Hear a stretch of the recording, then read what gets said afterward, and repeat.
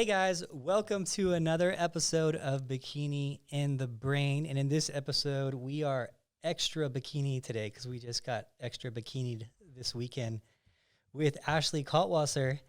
Ashley, you want to tell them what happened this weekend? Oh, yeah. I competed this weekend in Las Vegas, Nevada, right in our backyard at the Muscle Contest Legends Classic, and I got another dub. Hey. Hey, look at this. Look at this thing. Yay. If you guys are only listening, I'm holding a sword here and a tiara and a muscle contest victory. And a medal. We got a medal, too. And but, we got to continue to protect the Contest Prep Center. So once we hire that full-time night, Adam is taking applications for the full-time night, and we're going to build that moat and protect Contest Prep Center. I feel like we will need more than one night at this point. We have Maybe so many few. weapons. We have like we have a hammer as well.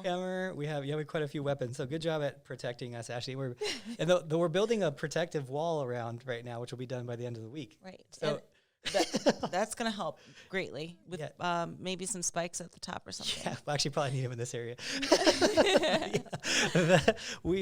So other news too. So first off, Ashley won her 31st pro show, making that 30 was the marker for her being the most all-time winning IFBB competitor of all time. Even though she's very modest about it, it's a very amazing accomplishment to watch. Every time she wins, you're watching history because it's becoming farther and farther for someone to capture that. So I threw this crazy thing out once on Instagram, and I thought it was a total joke. And I was like, let's see if we can get to 50. And I was like, zero intention of that actually like being a thing. And then Ashley's like, 50 exclamation point. She's like, actually, I like that idea. Yeah. Maybe get it in a few years. Yeah. That's definitely not a this year thing. But so congratulations on that, Ashley. And not only that, so it was a cool show. It was a muscle contest show. Muscle Contest always does a great job, guys. If you are looking for a promotion, like your first show promotion, that is definitely one that's going to hit every single time. They just do a great job. So, but we only had one amateur in the show this weekend because it's early in the year, so we didn't have very many people there. And Ashley helped coach her. Yeah, and just to clarify, when you said we have one amateur there, we mean from the team. Yes, from the team. There was more than one person that showed up to the show. Good just to clarify. Yeah, next wouldn't be too impressive if there's only one person. Yeah, so we had one from the team. Ashley helped coach her, and she ended up winning the overall. Yeah, so we killed it in the MPC division and the pro division. Yes. So good weekend for us. Great way to start off 2022. I'm glad I did the show, and I even got to like shake off some rust as well because the first show of the year is a little rusty. So I'd rather shake off the rust here at a smaller show than at the Arnold. So yeah, so congrats to both of you on that. That's pretty awesome. You can give her a shout out too because Samantha Biaggi. Yes, I put her Congrats. Instagram in as wrong because she was big something, and then we had another big pop up, and I put the wrong. So funny. Yeah. So anyway, shout out to her. Amazing job. She's actually come a long way, and she's always been like, every time she's competed, she's gotten like second, and then the girl who won the class wins the overall. I know. I'm like, oh my gosh, it's the hardest class she's always in. But yeah, I'm so happy for her. She did amazing. Yeah, so that was cool. So I walked in this morning to the prep center, and I told everyone, I was like, all right, we're done for the year. We're batting 1,000. One win in pro and one win in overall. We're done. Remember that year we batted 1,000? And also something to note too. Some of you noticed.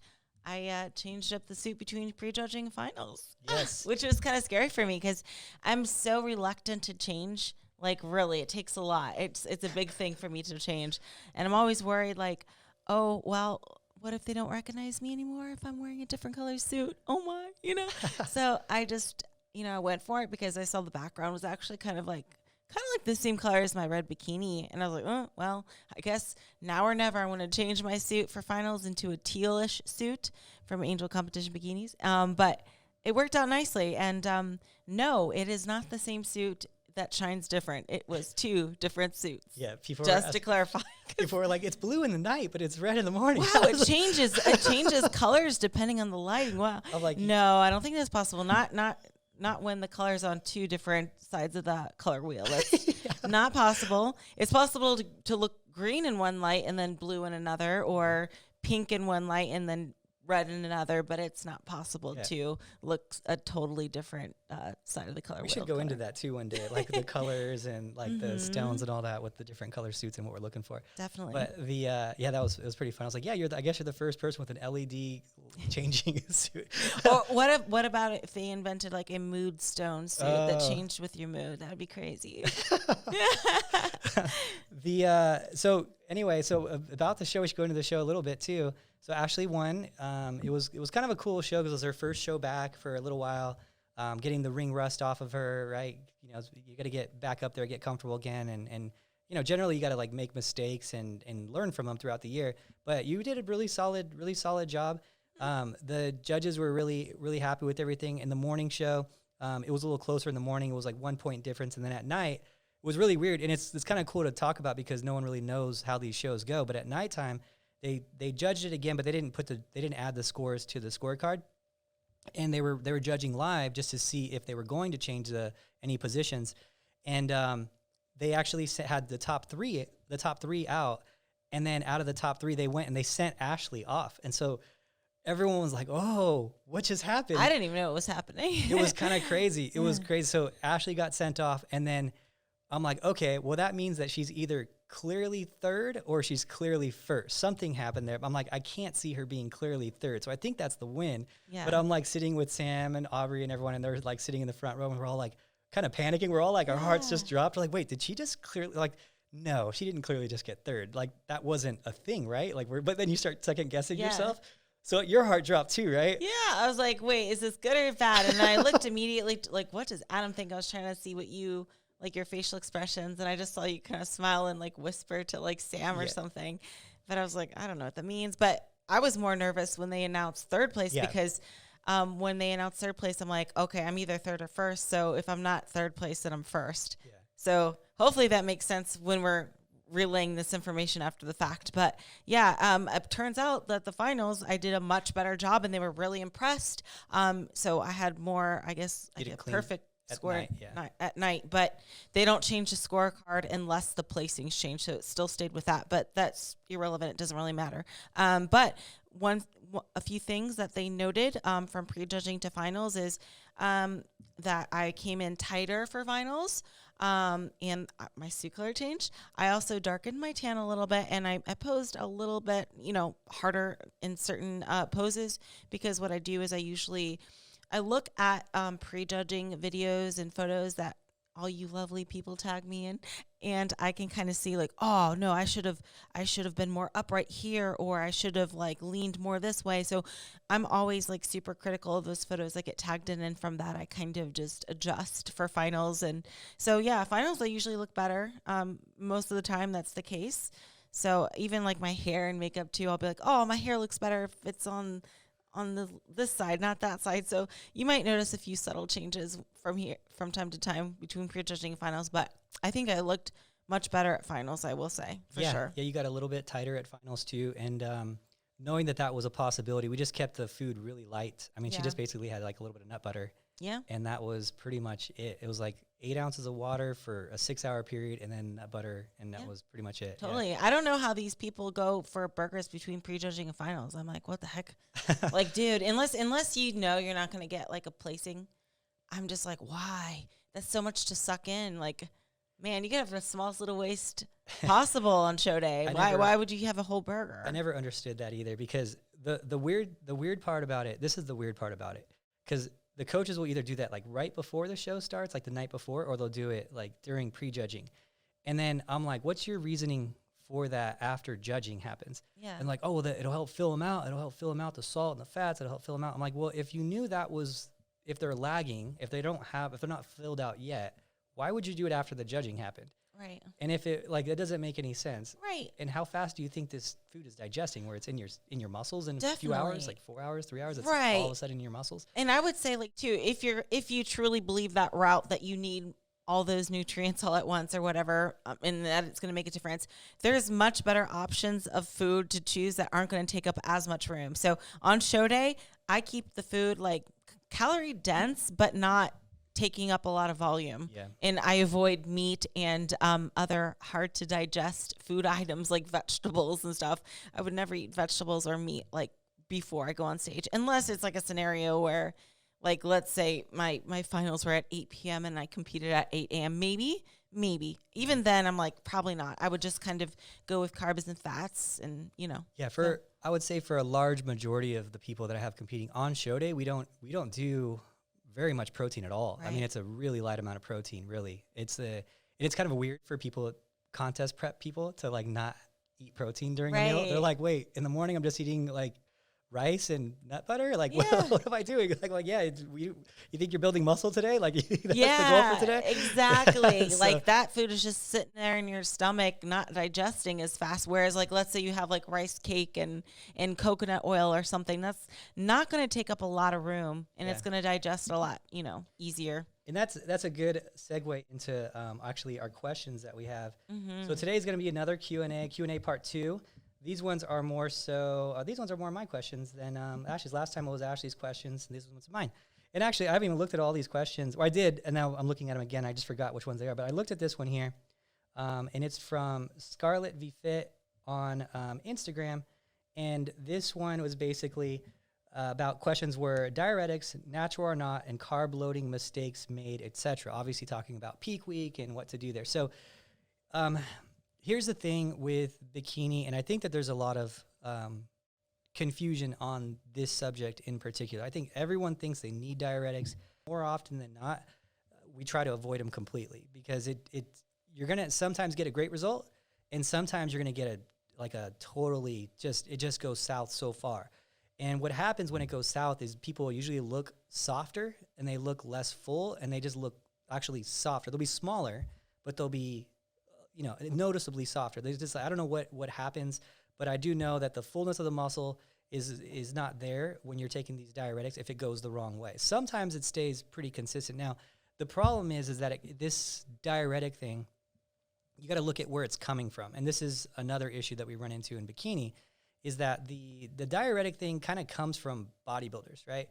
These bodybuilders, they need cross-striated quads. They need striated glutes. They need every muscle to show as much as they can. So yeah, in a bodybuilder scenario, if you're as big as Ramy, yeah, you can afford to be a little bit smaller on stage, a little bit less full on stage.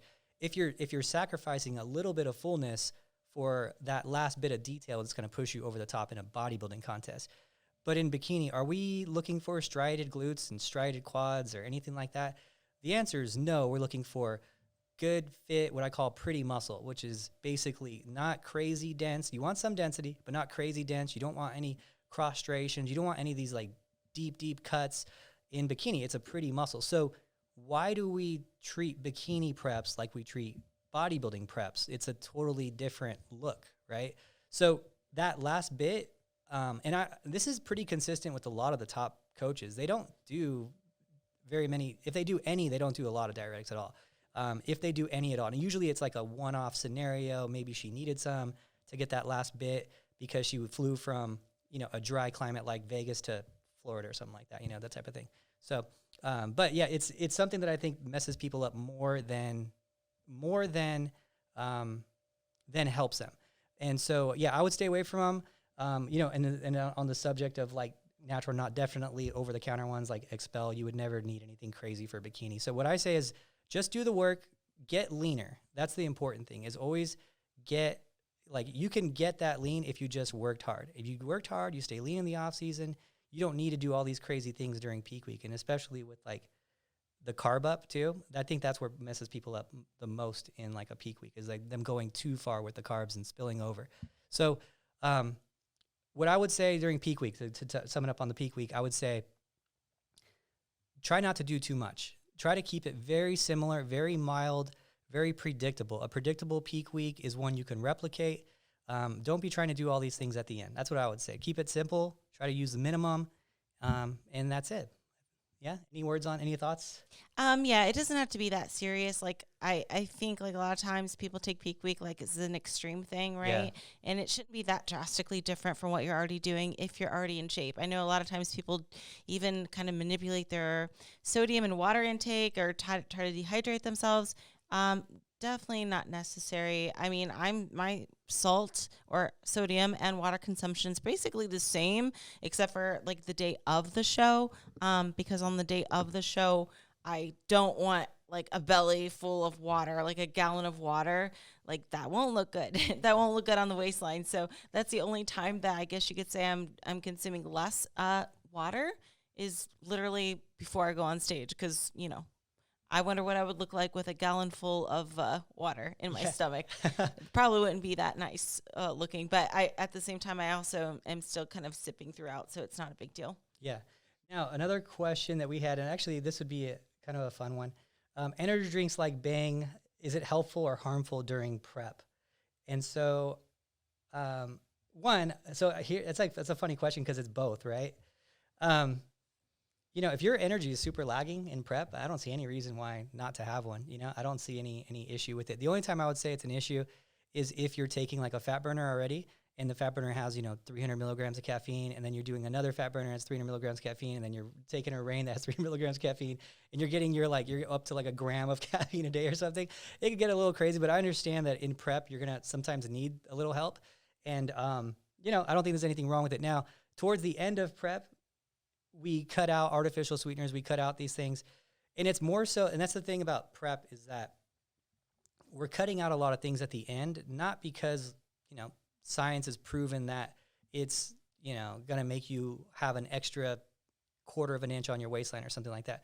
But it's more so of a what if it does, what if you do have issues with artificial sweetener and it makes you bloated. There's a lot of people that do have issues with that, and it makes their waistline a little bit bigger. So we just kind of clean it up towards the end, not necessarily because it's for sure going to work, but because even if it's 0.5% better and we do 10, 15 different things that are 0.5% better, maybe we'll have a 5% better look when you do that. So we cut a lot of things towards the end, and some of them might make sense and some of them might not make total sense, but I'm like, hey, it's like 5 days. Just clean it up for 5 days. If anything, it's good for you to clean all the crap up out of your system that maybe potentially could be causing something. So that's generally the rule of thumb on them. You do energy drink. I don't know, when you're in prep, pretty much. Yeah.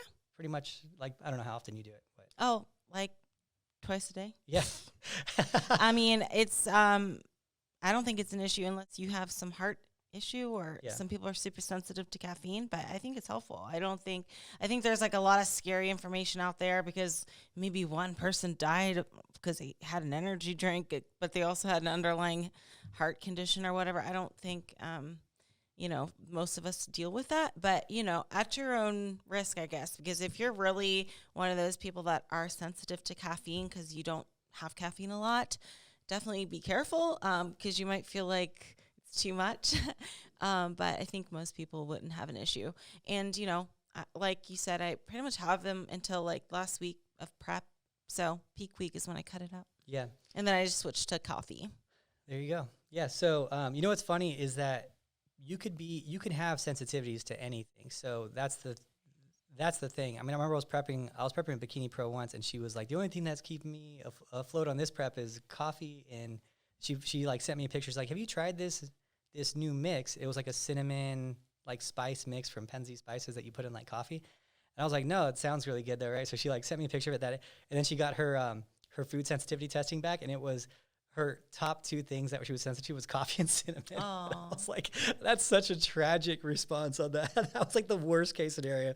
Right. So, but she actually did cut it when she got that, and she started getting way less water retention and stuff. So it just shows like those things, you could be sensitive to anything. So that's why we clean it up so much at the end, because we're never going to be able to identify every food. So we'll cut everything at the end for a few days to be super clean. So there you go. Okay, so here's another question from Avery KH, and her question is rest day carbs and nutrition adjustments for rest day.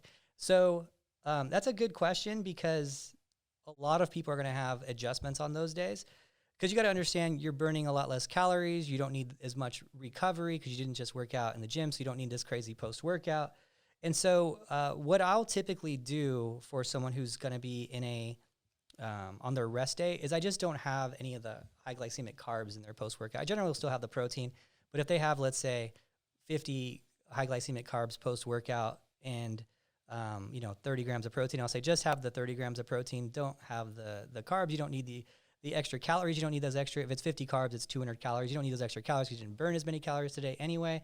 And it kind of offsets the adjustment. It makes it simple. You still have your shake. You if you want to, you can switch out that shake for whole food if you want that day. But I'll just generally just cut those carbs from that meal. Typical rule of thumb. I mean, it's obviously not directly how many calories you're burning, you're offsetting, but it's enough. So, what do you think? Anything? Okay. That was a pretty simple, pretty simple one, right? Okay, let's go. You know what? There's another one. Let's look at a couple of these questions here.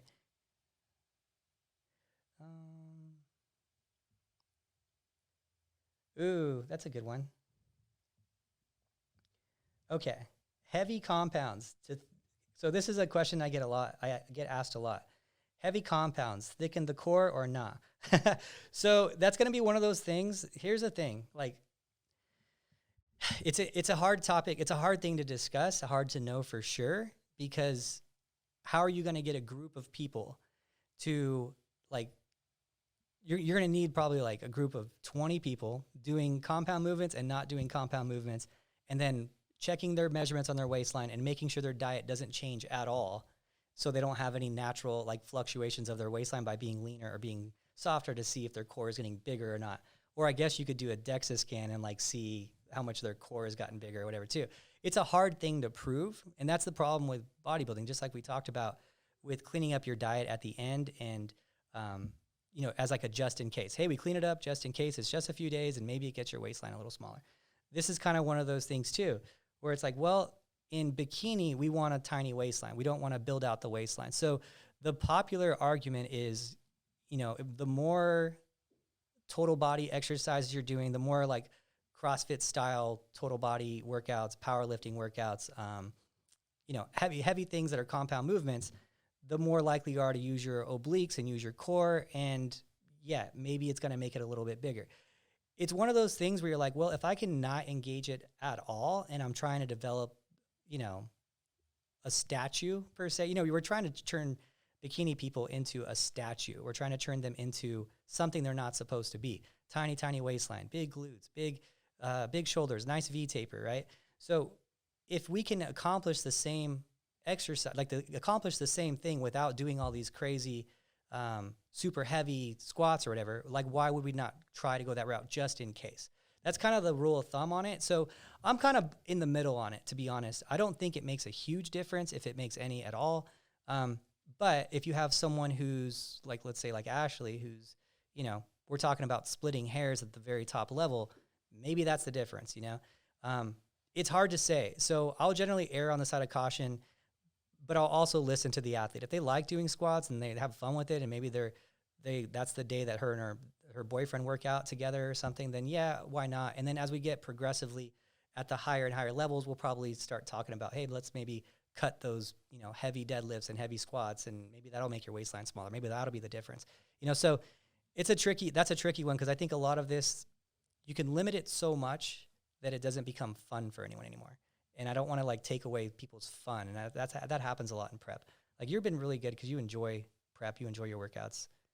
I don't know. Do you have anything on that? Yeah, absolutely. So I think that it definitely makes sense that it can thicken your waist a little bit depending on what exercises you do. But I think it's also important to realize if you're pushing your waistline out whenever you're doing these compound movements. So a lot of people like to visualize like sucking in or keeping the core nice and tight. And I can say for myself, if I know I'm doing a lot of compound movements, I'll wear a weight belt just in case.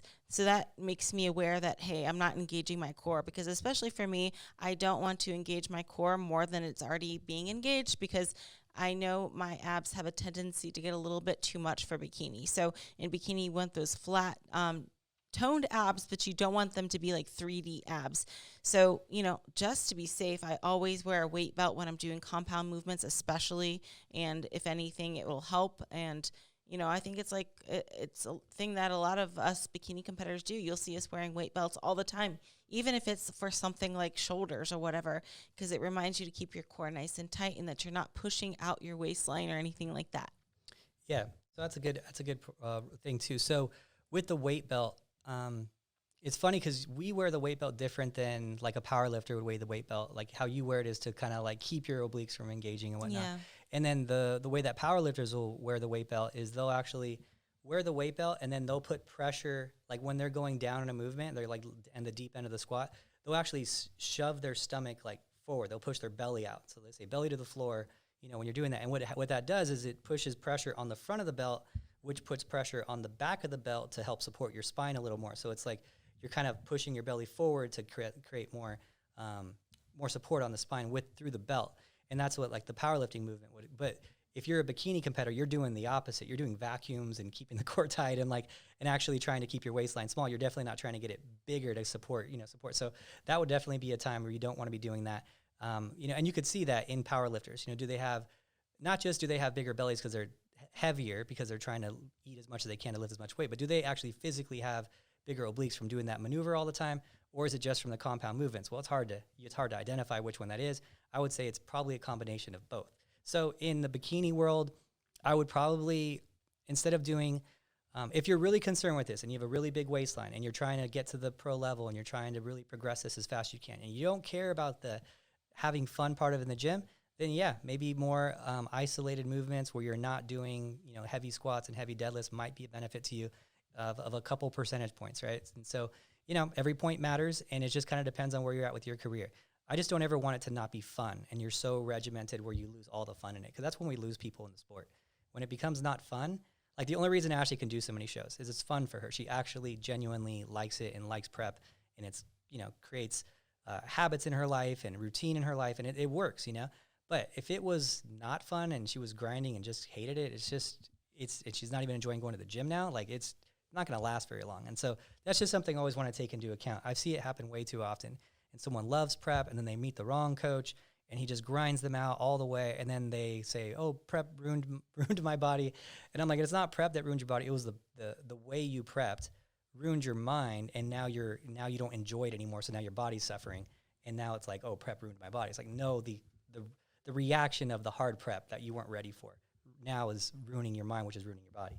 So anyway, so that's just something I'm always very careful about that, because it's such a common thing. Okay, now, this is a cool question too. This will be going for you, Ashley. Mm-hmm. Breezy B, for upper glute growth, is it best to try to push heavy or focus on training volume?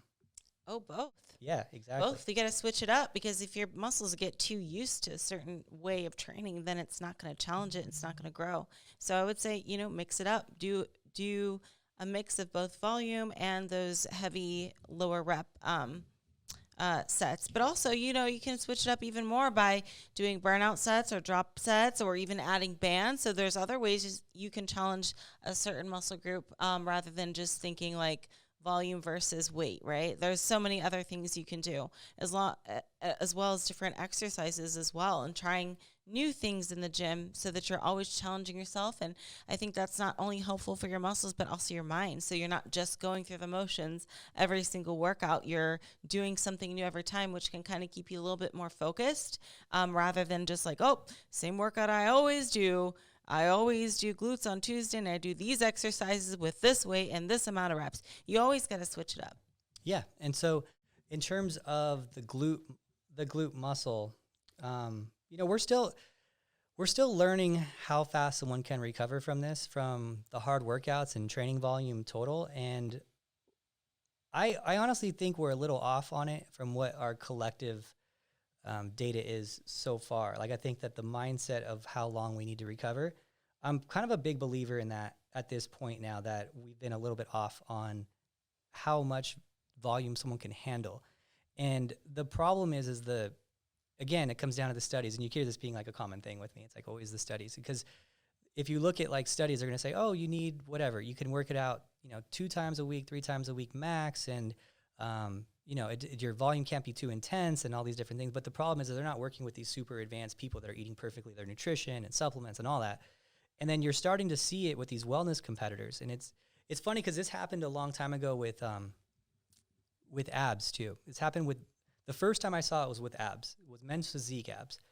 And there was a bodybuilder talking about it, and it was kind of eye-opening for me. And this bodybuilder, he was like in some podcast or something too. And he was talking about men's physique guys training their abs all the time. And he was like, it was back in 2013 or something like that. And he was like, well, someone was saying the same question we got asked earlier was, will training your abs make your abs thicker? Will it make your waistline wider? That was kind of the question, kind of like the squatting one. And he was like, well, I see men's physique guys that look sick in the gym, training their abs every day, and their cores are tight. They have great waistlines. Their abs are nice and deep, and they're training them all the time, every day. I always see them training core. He's like, so I started training core every day. My waist is actually smaller this year than it was the year prior by a little bit. So it's definitely not making them bigger, right? And I was like, that is interesting. And not just that that's interesting, but the total volume that these guys are doing and the look that they're getting, why are they able to do that? Why is it past what we've been kind of thought of as too much before? And so what started happening when wellness became more of a thing and became more mainstream, I was watching these girls in Brazil, and I was like, what are they doing for their workout routines? And I'm like, man, some of these girls are training their glutes every day. It's crazy. Like, sometimes the volume and sometimes the intensity isn't super high. Sometimes and sometimes it is. And I'm like, it's really eye-opening on how we can train our body to recover faster by, you being a more advanced athlete and how fast you can recover from it. So in terms of overall training volume, I think that it's going to be very unique person to person based on their experience in the gym and based on their current diet and supplements and all that. So if you get someone who's like really advanced, like Ashley trains her glutes all the time now, well, she can recover a lot faster than she could when she first started training her glutes, for sure. But the problem is the research and all that is generally with people who just started training for this study, their glutes. So of course they're going to have worse recovery, right? They're just not, their body's not ready to recover as fast. It's not used to it as much. It's more of a shock. So I don't know the total training volume that someone can eventually push to. What I can say is that the very, very advanced glutes, the crazy glutes that you see, some of them, not all of them, that are training like in Brazil and training this wellness stuff are training them more than 3 times a week, which is pretty crazy to say because I thought that was pretty much the limit. And, it's hard to say. I don't want to, I think a lot of it comes down to your nutrition. I think it comes down to your, how long you've been in the gym. Every person I think is going to be very unique on that. I think if you're in a prep and you're, dieting really hard and doing a lot of cardio, that would be a bad time to start training like you probably couldn't recover 5 times a week glutes. But maybe you're in this big surplus and your life is not that active and you're able to rest a lot and, you're not on your feet at work and maybe you can train them 5 days a week. I don't know. I think it's a very per person thing and there's a lot more that we need to learn about it in the advanced sector. Now, any science guy can pull up a study and prove what I just said wrong with the current study, with the current people of not advanced athletes, right? I'm talking about advanced physique competitors. What can they do versus where you're at? We don't know, so hard one. That's a really cool, for me, that gets me kind of excited actually. Cause I would love to know the true numbers on that. All I know is that I've never seen butts like I've seen lately. And I know that the girls in Brazil are training them all the time. That's what I know so far. And the data is pretty, it's out there. It's like, okay, crazy glutes. Never seen them like this before. She trains her glutes 5 days a week. Hard to argue that. So I don't know. There you go. And as far as like volume and heavy or focus, Ashley is totally right. Both are required for big glutes. Glutes are predominantly like a white muscle fiber, so they respond good to loads. You do need to give them some load, but you also need to know how to contract them and have good neuromuscular firing in the area, neuromuscular activity between them. So you need to also do those like filler workouts to make sure that stays consistent. You tend to lose a little bit of that when you're really pushing weights. Like when you're really pushing weights, you're not really focused as much on the feel of it and the squeezing of it. You're just trying to get the weight up for the most part. So, this would be a good one for you, Ash, because you had like a real lockdown experience. And so, I didn't really have a bad COVID lockdown experience because I had my own gym. So I was kind of fortunate. I didn't get to, I didn't have to work out at home, which is a blessing. But what are your thoughts on home gym workout? I mean, you went through it for a while. Yeah. Well, I think it's a little vague to say your thoughts on at-home gym. So what does that entail? Does that mean you got a bench? Does that mean you have a rack? Does that mean you have resistant bands or what? But let's assume this person is talking about maybe resistance bands and maybe some light dumbbells, which most competitors will have, just in cases.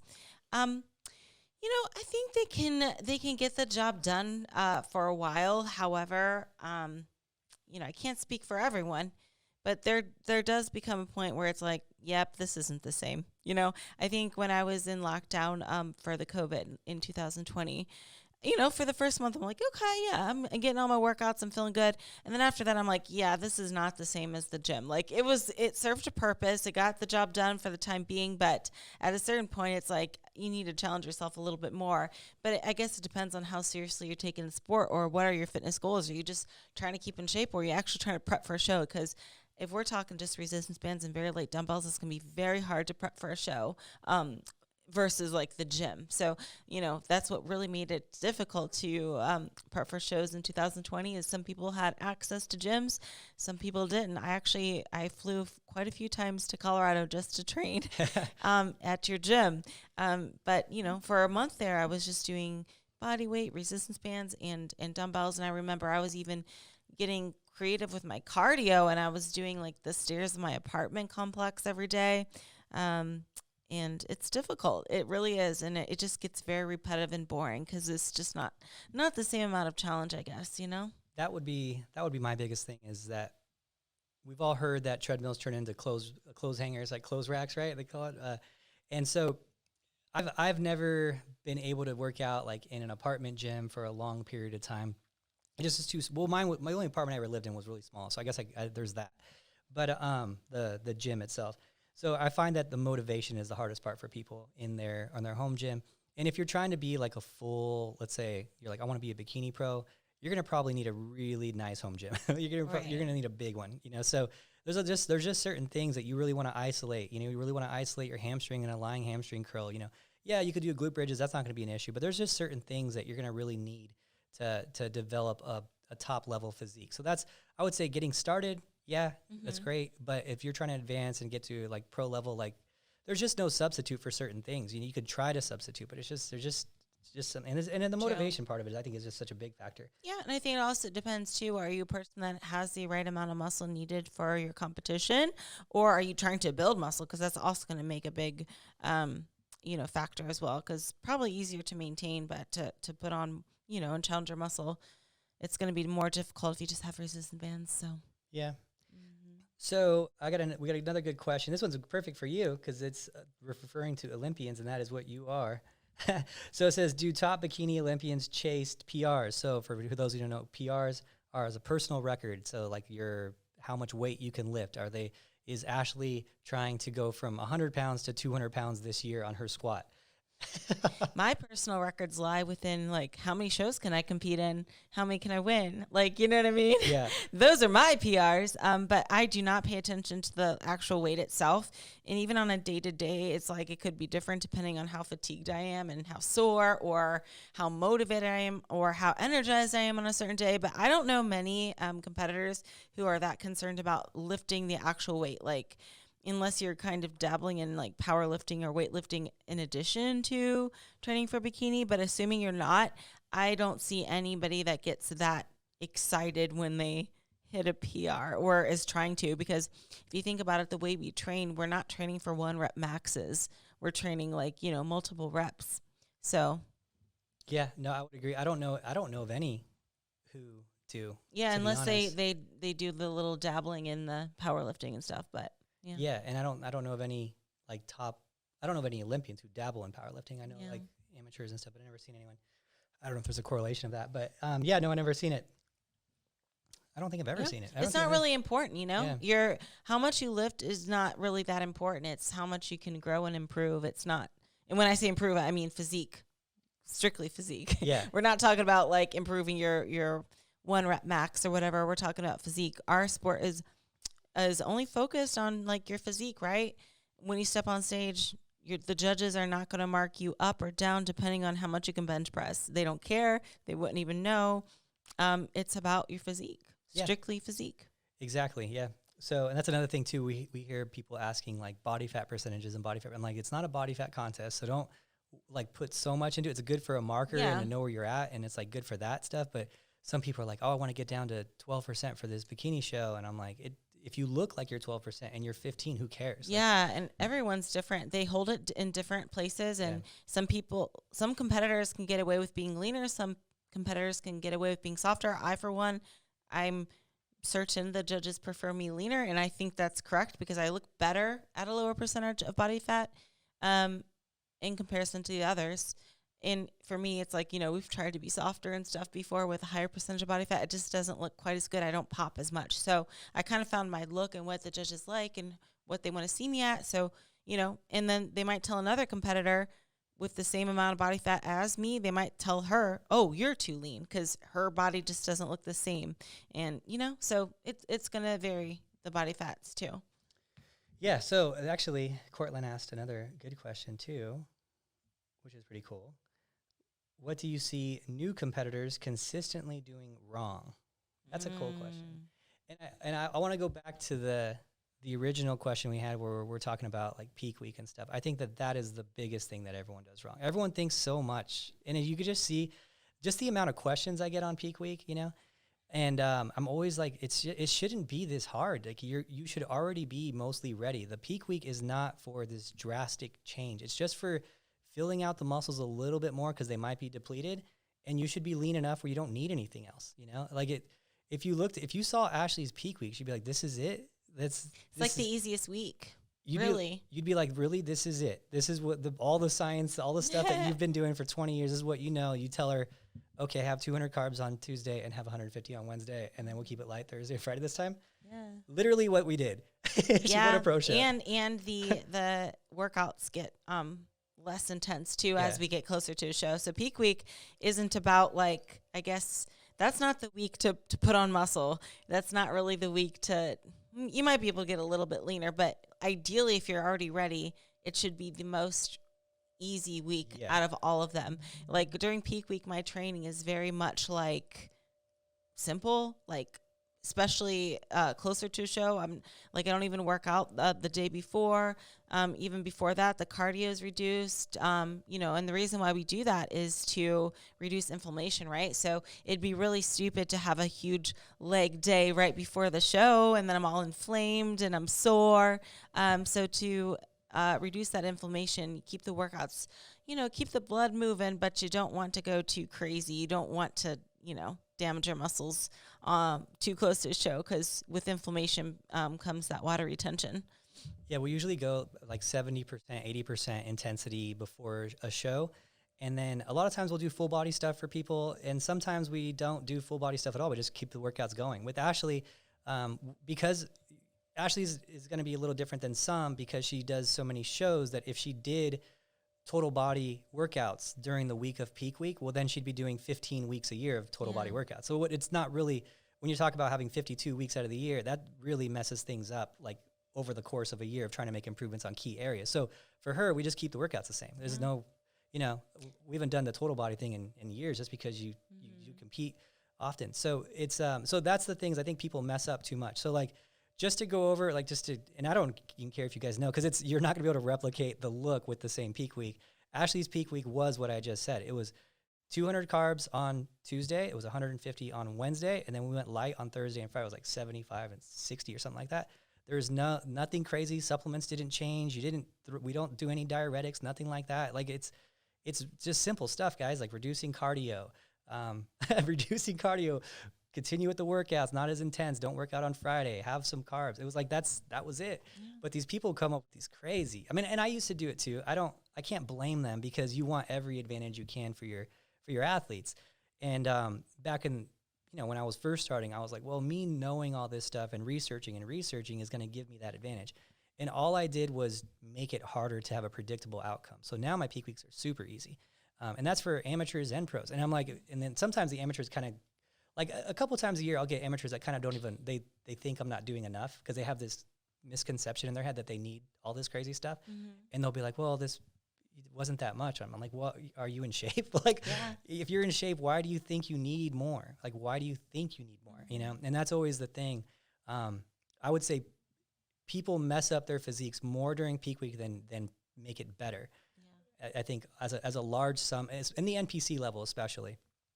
I would say at the IFBB level, it's pretty rare. They usually figured it out by then. I still see it happening with some bodybuilders that are trying to maximize their fullness, and then they spill over and they lose their waistline because of it. But for the most part, I think they're figuring it out, But so I would say that don't overthink it. trust your coach. Don't overthink it. Try to keep things minimum and predictable and replicatable, right? You want to be able to do this again. You know, and that's the thing. And that's the hard part. If you do too many things during peak week and you're cutting sodium and whatever, taking supplements, whatever, like you're not going to be able to replicate that the next time. So I try to pretty much minimize everything and make it really simple. I mean, at the end, it's like fish oil, multivitamin. That's like it. It's like fish oil, multivitamin, no artificial sweeteners, and some carbs. And yeah, there you go. And then keep a light on the veggies the last day. Yeah. It's not crazy. Yeah, we check in a lot, make sure they're full, and we're just trying to maximize your fullness, of course. So you'll check in a few times that week. And then even backstage, which is something that I run into too, a lot of times the athletes are like backstage and they're like, oh, I need, 2 tablespoons of honey instead of 1. And they're like, look at me, Adam, what do I need? Do I need 2 tablespoons? Like, do I need to make any adjustments? I'm like, dude, you're on stage in like an hour. Haze in the barn. Haze in the barn. What's done is done. Yeah, exactly. It's like if we eat anything like right now, how long do you think it's going to take to go through that digestive system, to get into the muscles, to actually show up on your body and do it? You're good to go. Just relax and have fun today, because there's not much that we're going to do that's going to change everything. It takes too long for food to digest to get right in the muscle cell. So so it's that's the thing. I think overthinking and doing too much in there. And also the other thing I think people do in the beginning consistently is they I talked about earlier, like losing the joy. Like I love having like this dynamic of our podcast, because it has like the coach's perspective, and you're a coach too, so you get that perspective as well. But the active athlete at a high level athlete perspective, and that's definitely a good question that I didn't get asked, but it should be, is how do you keep the fun and the joy in it? I think this is something I'm super like passionate about sharing, is like, especially these newcomers. I think they have these really high expectations of how they're going to do, how they're going to look on show day. And, they've trained so hard and here comes show day and they expect to be like perfect and then win easily. Right. And I hate to see that mindset, because the truth is, your first show as a new competitor, you're going to make mistakes. Okay. I'm telling you right now, you're going to make some mistakes. You might make a lot of mistakes, and especially like the first few shows, in fact. And I will say, even as a pro, I'm still making mistakes, okay? But it's more amplified as an amateur competitor, because you just don't know yet, right? It's a learning process. But I feel like there's a lot of, girls out there who go into a first show, expecting to win and be perfect and not make any mistakes, and turns out they don't win. They make a lot of mistakes. They get discouraged and then they quit. Whereas I would love if our newcomers had the mindset of like, you know what? I worked my butt off this season and this is my first show. I'm going to go out there and have fun and show all my hard work, and, expect that there might be some mistakes being made, but don't be too hard on yourself. Be like, you know what, this is a starting point. I'm going to learn from that mistake. I'm not going to do it again. But most importantly, not to focus so much on that number placing in the first few shows, right? Don't come into a show expecting to win, and if you don't win, you're going to get so salty and discouraged. Just be like, this is my best. This is all I can do for now. Not leaving anything on the table. I gave it my all this prep. I'm proud of my physique. And that's also important to realize that even you stepping on stage is like, it's a feat that most people in this world would never get to experience or even get to the level of doing that, right? So just realize that no matter how you look like on stage day, you've already done what most people could only dream of doing, and that is incredible, right? You're on stage in a small bikini in your best physique because you worked so hard for it. So be proud of what you bring to stage. As long as you know you worked hard and you did all you could do, be satisfied with that and expect there is going to be mistakes, and just learn from every single mistake, okay? Every mistake is a learning lesson, so take that all in. Yeah, I think that you're very good at that learning mistake thing. And I think a good tip that we kind of talked about a little bit earlier today is how you review all of your stuff, like after the prejudging, and you review your videos. And I was explaining that to someone. I was like, because Ashley was texting everyone that we were in like sitting with, and she's like, "Hey, do you have any video? Do you have any video?" And it was funny because I was there with we have one of our bikini competitors in town, and she was like, "Ashley's quite like studious on this, right?" And I was like, "Yeah, it's." Like, did she ask you for videos or something? She's like, yeah, she DM'd me for the videos. I was like, yeah, that's all she's going to do after judging is watch her videos over and over again, frame by frame, and look for little things that she can get better at and make corrections on. Definitely. And that's a great tip for people who are trying to get better and get to the next level is like, not just, Ashley goes into every show knowing she's going to make a mistake somehow. Yeah. Can we minimize that to this whole year, just practice minimizing those mistakes and get to the Olympia with 0 mistakes? That'd be great. I mean, it's unlikely we'll make 0 there, but the more that she does it, the more that she looks at it, the more that she can look at these little tiny things, is the whole total effect of things. And when competitors see someone like Ashley or someone at that level, they're like, how do they look like that? How do they look so good? How do they this? You know, it's like, well, you're seeing a compilation of thousands of corrections at one time. And because it's so trained and practiced, it looks like she's on a level that you can't get to, but this is just a compilation of 1,000 corrected mistakes. Absolutely. In a live scenario. And so everyone can get there, but it does take being studious. Oh yeah. I mean, and being, I guess you can't be stubborn either. You can't be like, no, I look perfect. Oh, those are you the know, worst. like, come on, cause your mom told you look perfect. You gotta be willing to change. I don't know if there's anything worse than that, than like a judge giving someone feedback and they're like, well, you know what I mean? And they're like, oh, I was leaner than her. And I'm like, no.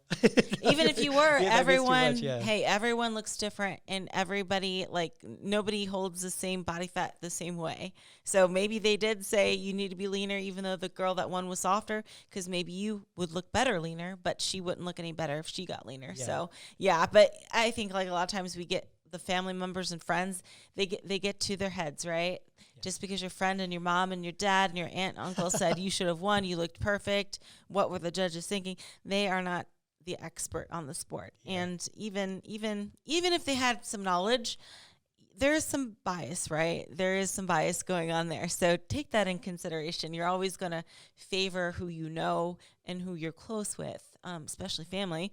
But yeah, I think you said that just perfectly. What you see on stage is 1,000 corrected mistakes, and I'm still learning. And sometimes these mistakes are, maybe Adam wouldn't even notice, but I notice, like, oh, I should have flipped my hair more on this side because when I turn, you can't see my shoulder. Like little things like that, I will pick up on, and I'll try my best to fix them for finals. Yeah, and that's what you did, and it actually proved to further the score at night, which was really cool to see too. It was cool to see, and Tarek came up to after me. He's like, she was better at night. She was tighter. I was like, yeah, we just kept it tight. We didn't eat too much, and just kept it tight, and she went through it, and there you go.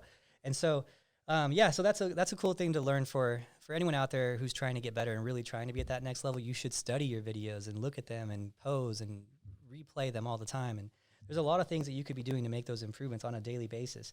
So, and just practicing your posing routine in the gym after you're done working out and videoing it and just replaying it, so it becomes habit. So, okay, so let's do it one more time for one more question. We have a good question here. What are the top glute ham thigh workouts for bikini prep? Does it change closer to a show? And so Ashley kind of went into this a little bit already. Like, as it changes closer to the show, the only thing that changes is it gets less intense. You're not going to train glutes crazy on Thursday, because if anything, that's going to make them worse. You're not going to build muscle on Friday to show on Saturday. So it's about decreasing your, basically when you recover, you will generally have a little bit of water retention around the muscle, and we're just trying to get rid of that. So that's why we don't work out super intense come showtime. But as far as the exercise changing closer to a show, like let's say 4 weeks out, I don't think there really is anything that changes for the most part for most people. I mean, it's in prep, you're not.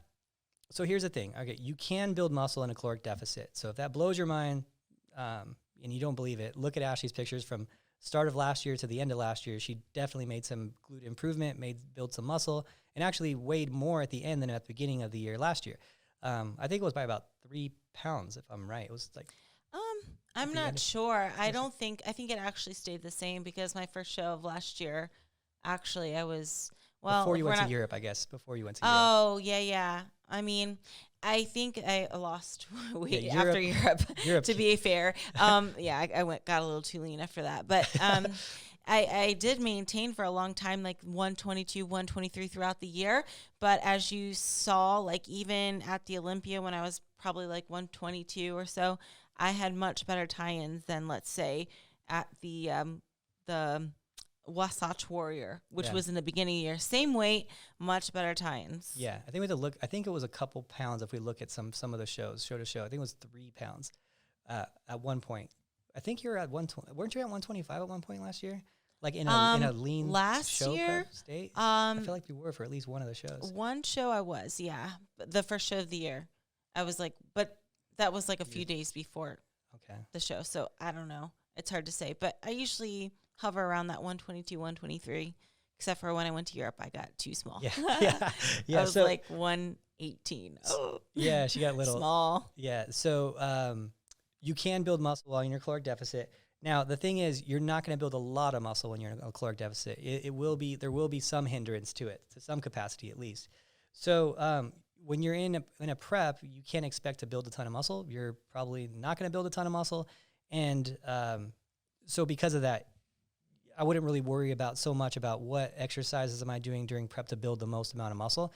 It's just keep working the exercises the same way you've pretty much been doing it. In the off season, when you have calories to support it, maybe you can increase volume and frequency substantially, then that would probably matter a little bit more. But during prep, just pretty much keep it the same. Make sure it's not going away.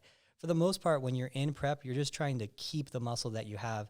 And it's the same thing. You want to work the glute from all areas. There's only certain times you'd want to like reduce training certain areas. Like if your upper glute is super square and it's going to be coming squared off, then maybe some exercises that won't be working that area are going to be the best thing for you. So, I guess it doesn't change that much, that answer. Yeah. No, but it should always be changing though. That's the thing. We can't be doing the same thing all the time, but always changing, but not necessarily anything in particular, right? So we're always trying to challenge ourselves because like we mentioned before, we don't want to do the same workout over and over and over and over again. Always got to switch it up, but nothing out of the ordinary, Keep it on rotation. Yeah. So as far as the that question goes in, changing it up and stuff, one of the things that's consistent in bikini is you are going to be doing a lot of the same movements, unfortunately, because you're funneled down so minimally that you run into that issue.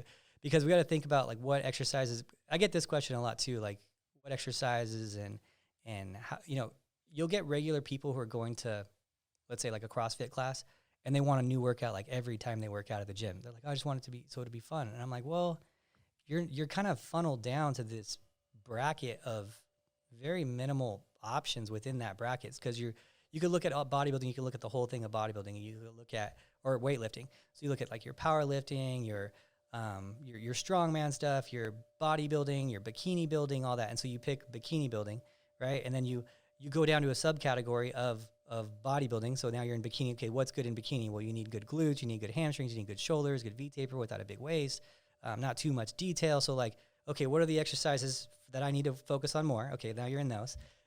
So now you're funneled down to doing more volume for shoulders, more volume for glutes, keeping the waistline small. And like, you're just funneled down so far that there's not like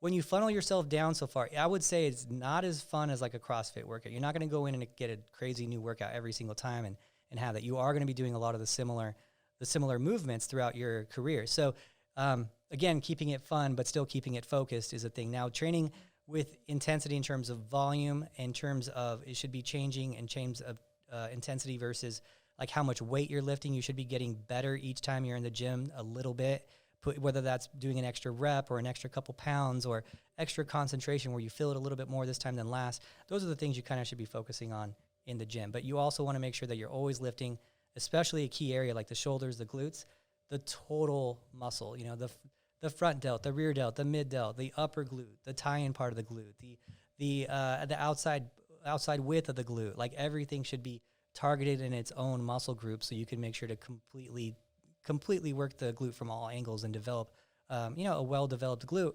And then if you get too developed and your glutes are starting to square off, then maybe you should back off some key exercises that work the upper glute. So Yeah, there you go. Mm-hmm.